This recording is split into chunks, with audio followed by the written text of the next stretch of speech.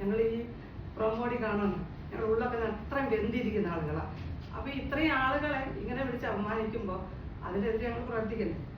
അപ്പൊ ഞങ്ങൾ അദ്ദേഹത്തോട് പറഞ്ഞു, ഇതിന്റെ കാര്യങ്ങൾ ആദ്യം നല്ല രീതിയിൽ പറഞ്ഞു നോക്കി, സത്യാവസ്ഥ നിങ്ങൾ മനസ്സിലാക്കിയിട്ട് ചെയ്യൂ. അതിനുശേഷമാണ് ഇദ്ദേഹം ഈ വോയിസുകളൊക്കെ എടുത്തിട്ട് അപ്ലോഡ് ചെയ്യുന്നത്. ഇതോടുകൂടി ഞങ്ങൾക്ക് അത് സഹിക്കാൻ പറ്റാണ്ടായി. കമ്മീഷണർ ഓഫീസിൽ കയറി ചെന്നു.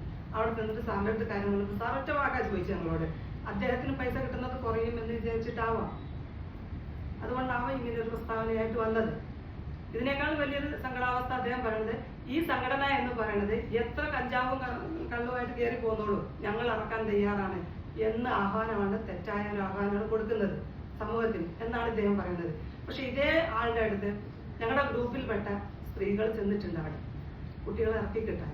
അപ്പൊ അദ്ദേഹം പറഞ്ഞൊരു കാര്യമുണ്ട്, വ്യക്തമായിട്ട് പറഞ്ഞ കാര്യമുണ്ട്, കോടിക്കണക്കിന് ഉറുപ്പ്യന്റെ കഞ്ചാവുമായിട്ട് കയറി വന്നിട്ട് പോലും പുഷ്പം പോലെ ഞാൻ ഇറക്കി കൊടുത്തിട്ടുണ്ട്, പക്ഷെ നിങ്ങളുടെ കേസിൽ വിധി വന്നതുകൊണ്ടൊന്നും ചെയ്യാനില്ല.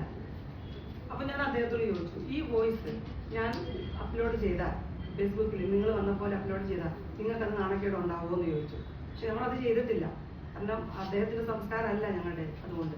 പക്ഷെ ഇപ്പൊ ഈ സമയത്ത് ഇത് പറയേണ്ടി വന്നത് എന്താണെന്ന് വെച്ച് കഴിഞ്ഞാൽ അദ്ദേഹം പ്രയാസമുള്ളതുകൊണ്ടാണ്. വീണ്ടും അദ്ദേഹത്തിന് കാര്യങ്ങൾ പറയാനുണ്ടെന്ന് പറഞ്ഞു. സത്യാവസ്ഥ അന്വേഷിച്ച് പറയട്ടെ.